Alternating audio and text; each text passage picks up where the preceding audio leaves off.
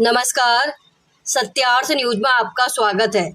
15 अगस्त गुरुवार को संस्था वंदे भारत के नेतृत्व में भव्य तिरंगा यात्रा का आयोजन किया गया, जिसमें सभी राष्ट्र प्रेमी युवा ने बढ़ चढ़कर हिस्सा लिया। तिरंगा यात्रा नगर के पंचमुखी हनुमान मंदिर से प्रारंभ हुई। राम मंदिर पर भारत माता की आरती के साथ समापन किया गया।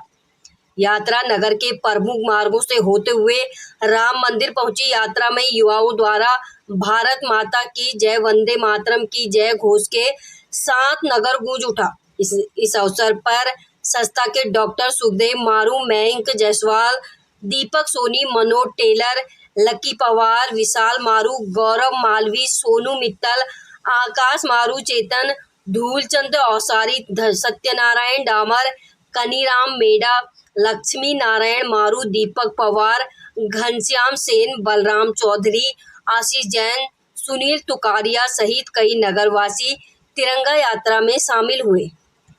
धार से राहुल सिंह चौहान की रिपोर्ट।